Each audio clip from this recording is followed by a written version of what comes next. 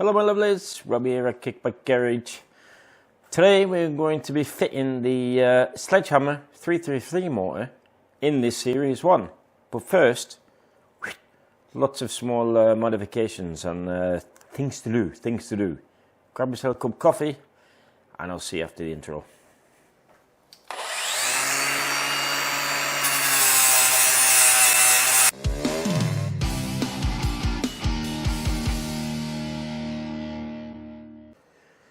I've just fit a 5-speed, all the way to 5, gear change handle. You don't need these. I've ridden this scooter with a 5-speed gearbox without a 5-speed gear change thing. But because I used so much money, a little bit more didn't really account to much. I fit this lever, CNC machined. Performance lever, fit that last year. That matches the Custom Performance brake that I fit last year as well. So, but I painted this in my signature. Can you see that? I have to do a little bit of wobbly cam. Signature red neutral, black 1, 2, 3, 4, and then red 5. Just for fun. Now I'm just going to pop on. I've had my grip. I just blew it off. The grip that was on there, just blew it off with compressed air. And now I've got it in cooking hot water. Boiling water, that's called, isn't it? Ah, come on. You have to be a bit quick, you see. Oh, come on, I'm not being quick. That's the problem. There you go. And I have to stretch it. Stretch. Oh, there you go.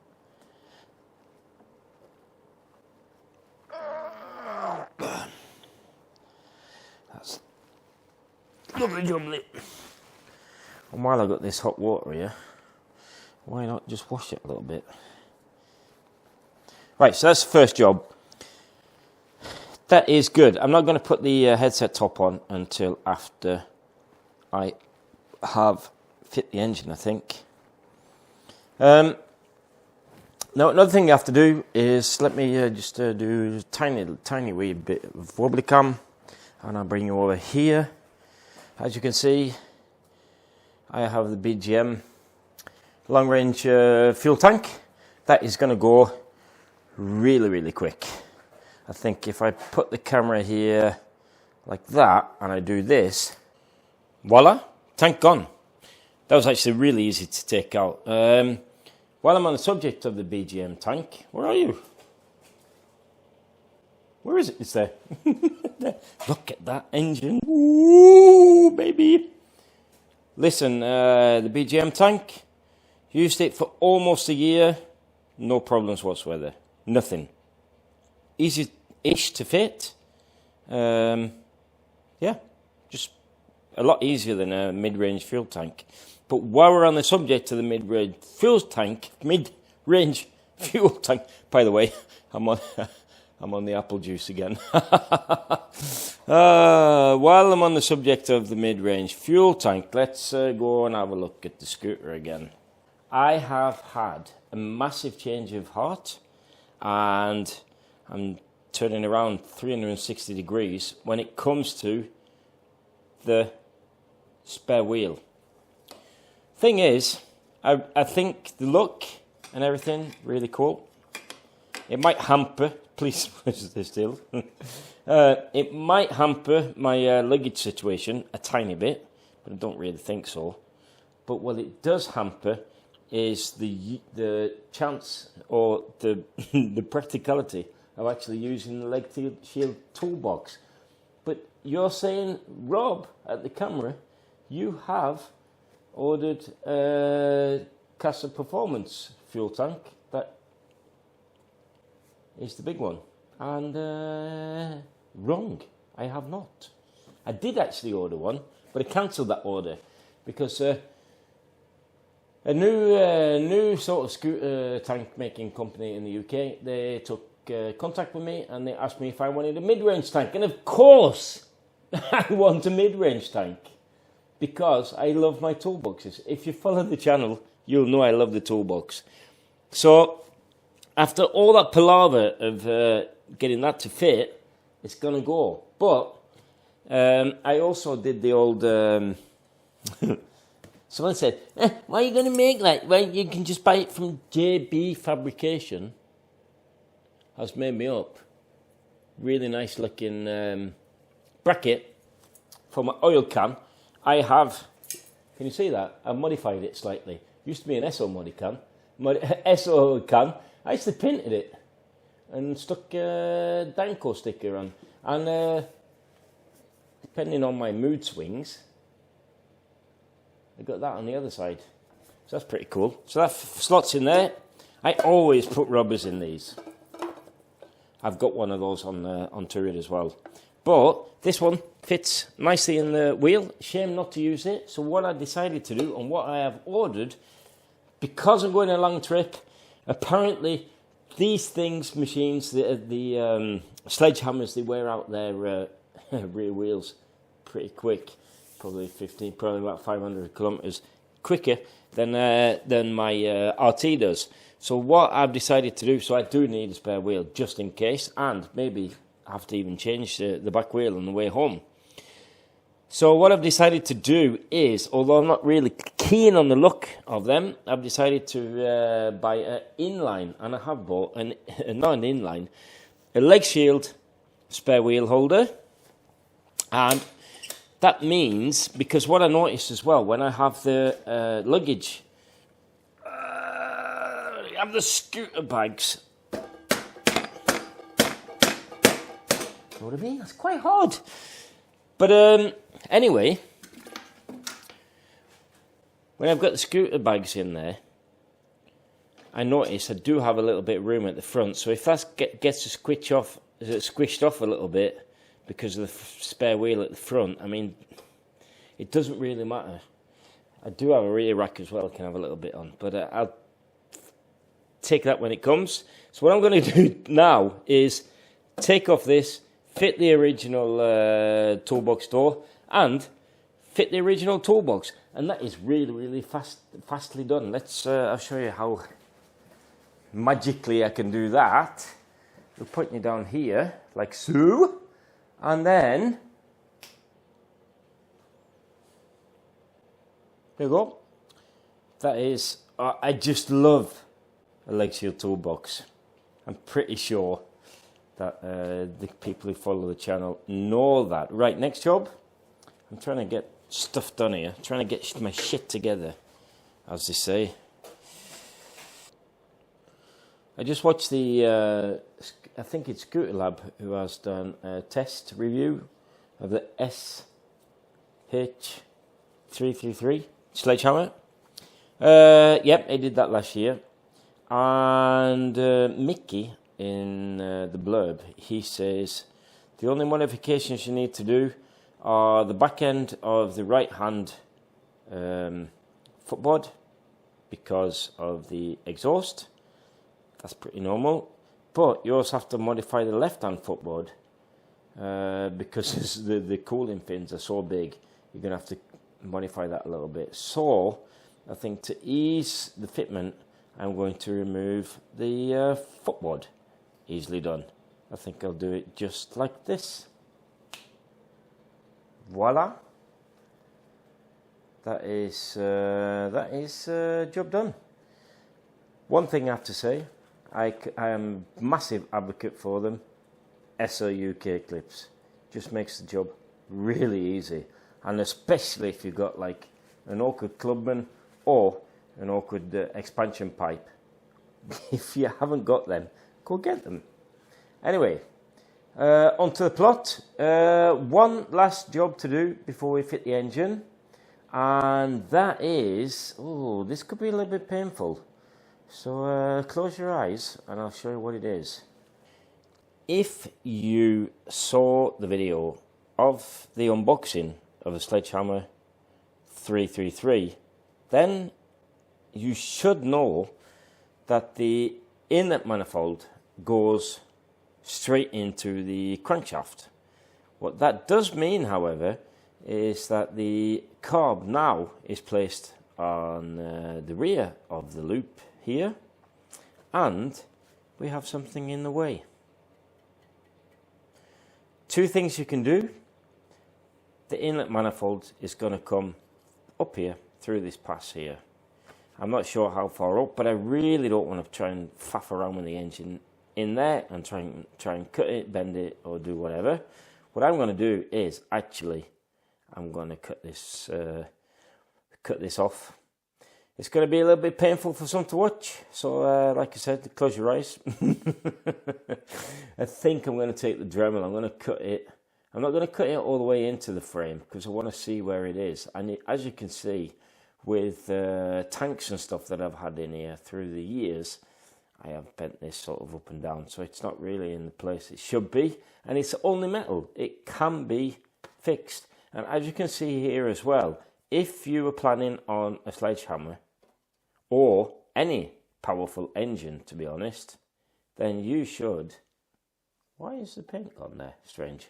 But anyway, you should weld one of these extra strengthening brackets on your frame, because all Lambretta frames, apart from Civetta, they come with those, are a little bit prone to cracking in this area. I mean, there's a lot of power going through that one strut there, you know what I mean? So let's get cracking and cut that.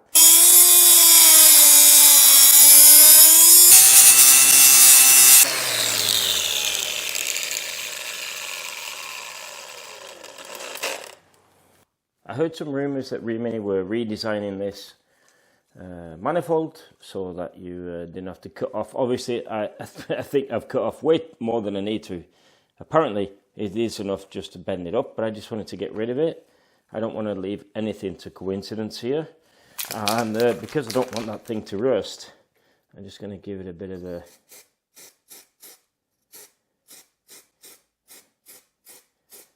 coat there.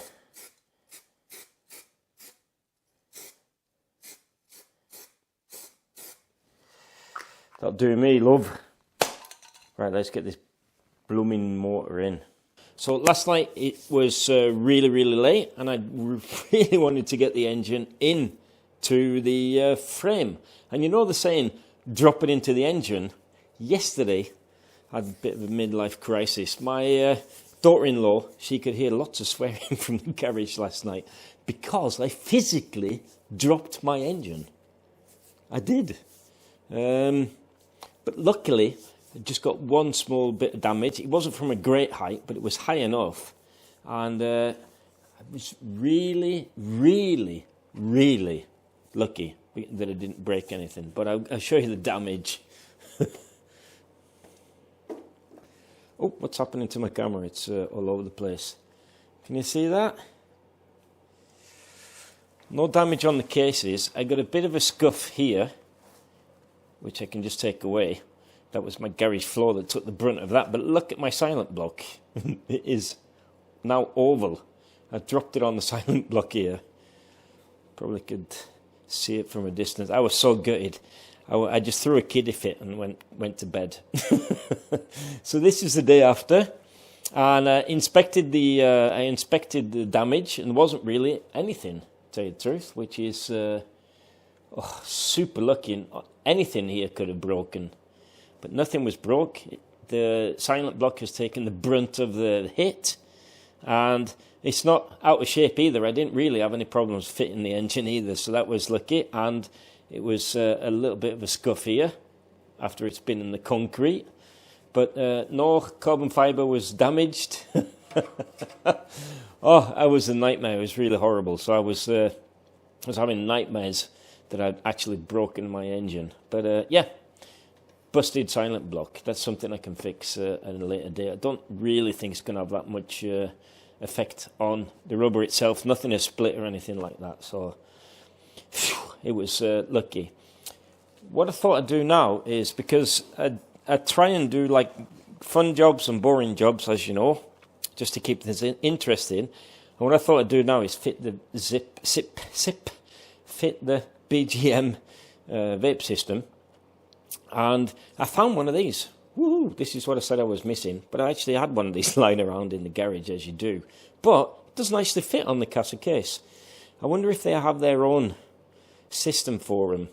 So to be able to get this to fit, I had to, can you see, I've just taken off the top edge there, and then it fits. So what I'm going to do, and it's not a lot, but it just meant that I couldn't align up the holes, and they can be a pain in the arse at the best of times. So what I'm going to do now is I'm just going to take off, it's not a lot, you can see, just this outer edge here, and I should be able to fit that. And then I'm going to crack on with fitting the Vape system. So these things are fiddly at the best of times, but they've sort of angled it back here, so it makes it a little bit more difficult to get in there. I've fixed my my earth here, and what I've done, like I said, I've just taken off that top edge, you see that, and then it'll fit there. It sort of interferes with the block, so it's slightly skew with. And another thing I do when I fit the Vape systems is I cut the rubber, can you see that? Just a bit off each side, because there is an extra wire here. Makes it a little bit more difficult to fit through the standard type hole from the starter. Let's see if it goes in. This kit, unfortunately, even though it is MB's kit, he sells two different types. Obviously both are stainless. MB is a stainless steel king of stainless steel. I think I'm going to have to trim that as well, damn it. Get the scissors out on that little gasket.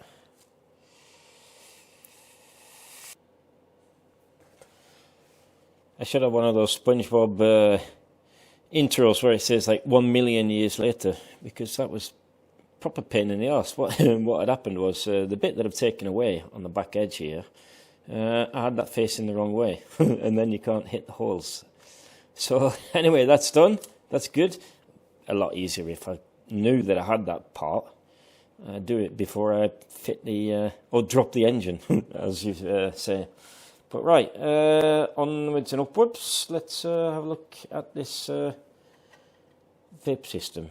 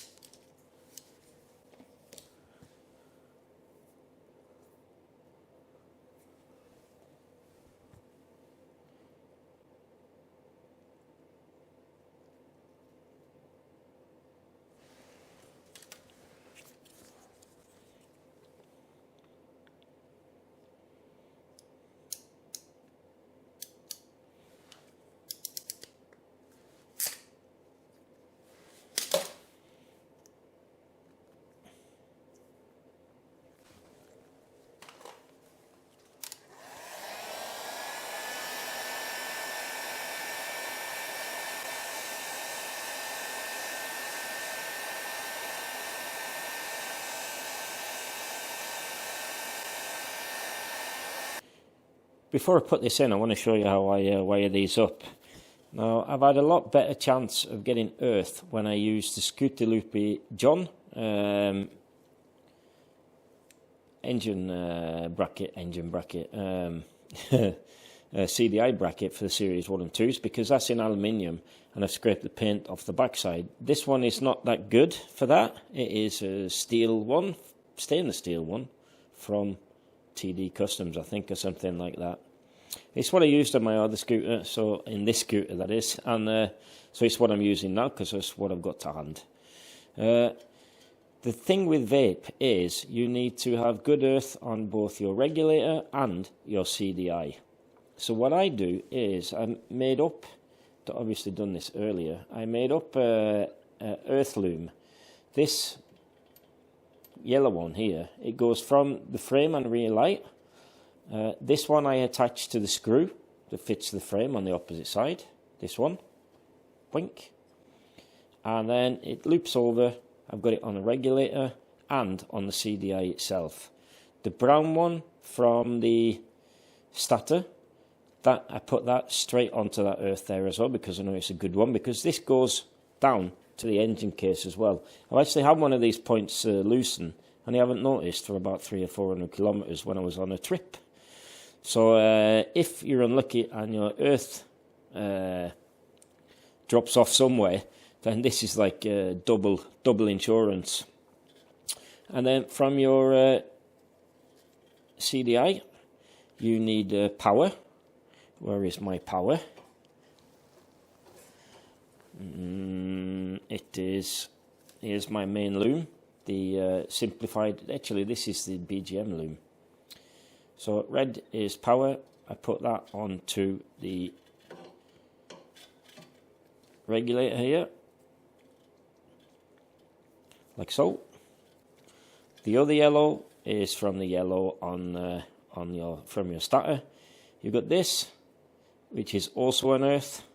So what I also do, just for double insurance, is on my earth strap, I've got this spade connector, so I can pop that in there as well. So I don't have to put that anywhere else but here. Oh, come on. There you go. I've also got an extra, I'm not sure what I use that for. So that is your starter sorted. And then the CDI needs, from the starter, you've got this red and white connector. Make sure when you fit these, make sure that you put white to white and red to red. It's easily done to mix those up, and then you're not going to get spark.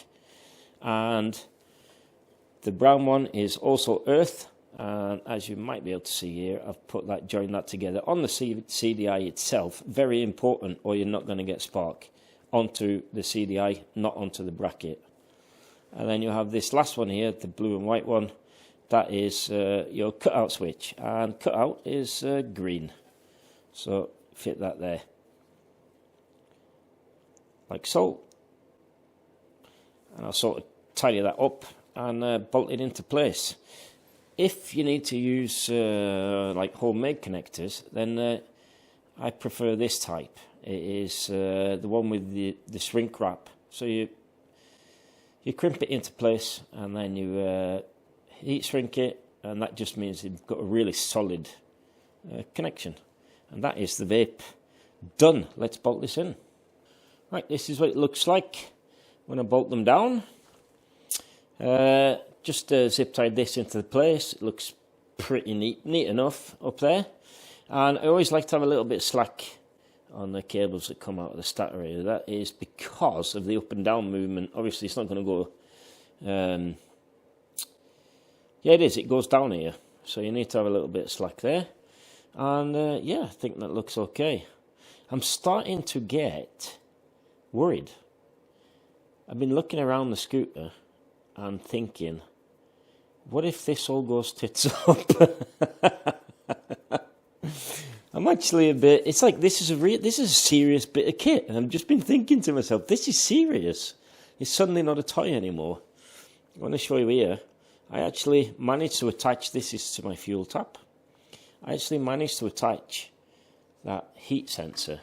That's actually on the outside of the cowl here.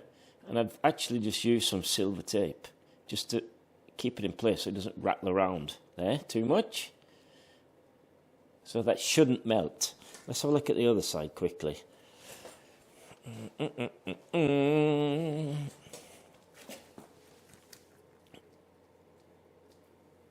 Let's have a look. So, move my camera a little bit. There you go, that's better. As you can see, this is the earth strap. I bolted it to here. Normally, if I had the Scooter Loopy John type, the aluminium bracket, then that would actually be enough for earth. But I found with the Vape, it's really, all these earths are really important. So if you go double up on them, like I do, I haven't had a problem to now. So that's that should be okay. And I have also fit the cables and the wires. And no long cables for me, thank you very much.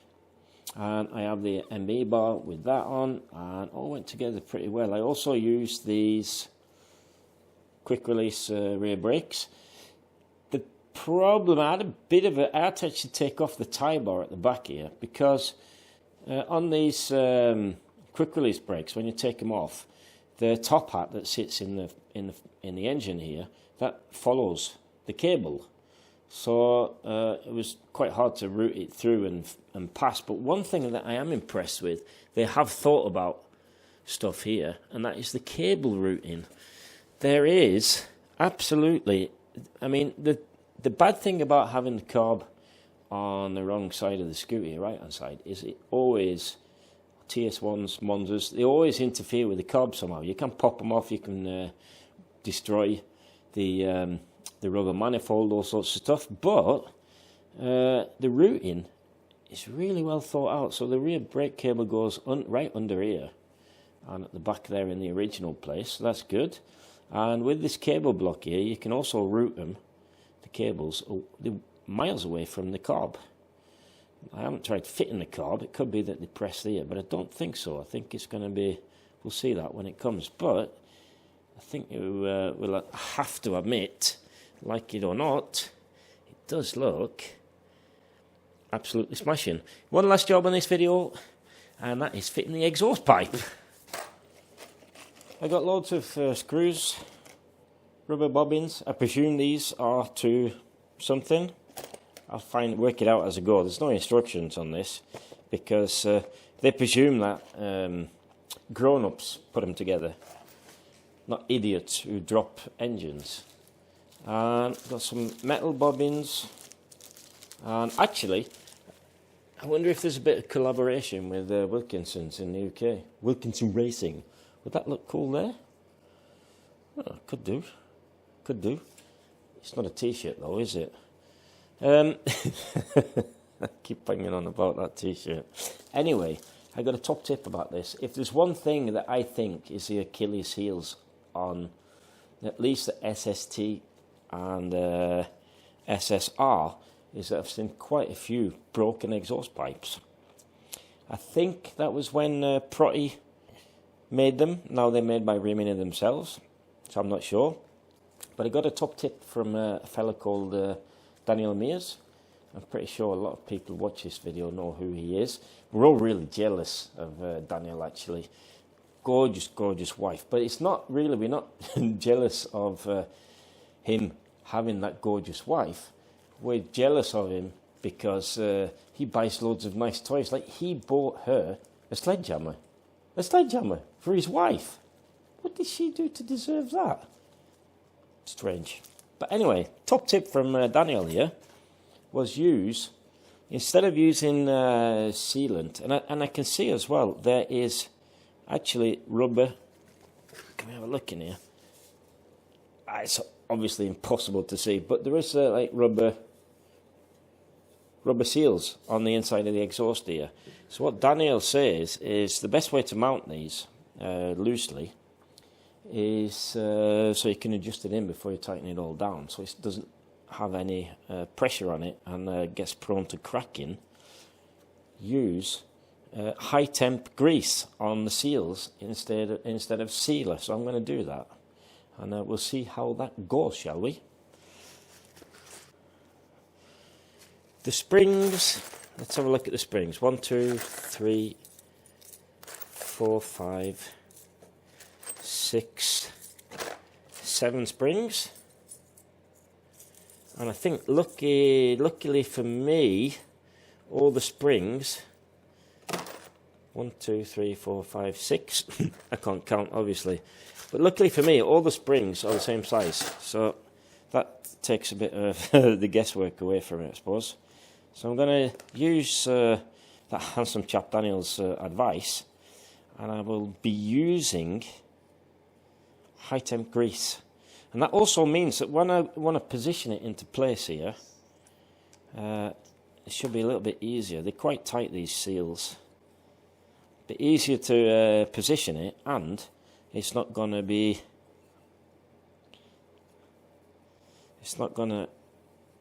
cracking, hopefully, because it's got some movement in it.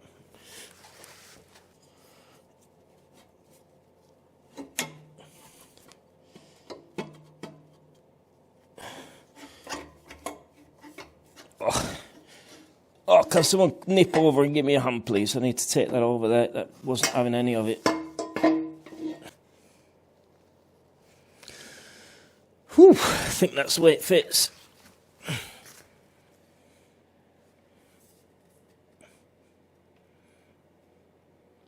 Right, I'll show you what the problem was. I was messing around that last night, ages. So what it is you've got this space that goes in between here from Wilkinson's Racing, and you've got this. This sits, the rubber bit sits on the bracket on the engine like this, and then you have this one, and you've got an end can in between. So trying to squish all this down at the same time while you're trying to enter the screw. Now, I reached out to the big internet yesterday, and I actually found out that the screw that was supplied was slightly too short, so I couldn't enter it. So now I've made some screws. I can enter them pretty easy. I'm not going to faff around with this now, obviously, but I've decided not to fit that anyway at the moment, because I also got a tip that I should buy a silicone sleeve to go over the joint on the end pipe, because these apparently have a tendency to blow a bit of crap all over your panels. So I have ordered that online, and yeah. So what I'll do, I'll knock this video on the head, and the next video I am going to be doing a fork upgrade on this scooter. We're going to be cutting some footboards, fit the new tank when that comes. That's been sent today. Yeah, and then it's going to be starting up, firing it up, and taking for a test ride. We're getting so close. Then, if you find this these videos interesting, and if you have any questions about the sledgehammer, just stick a comment down below under the video, and I'll answer it as good as I can. I think I'll answer something like 99.9% of the questions under my videos. And don't forget, do the old subscribe, give me the old thumbs up, and I will see you in the next one. Ta-ra!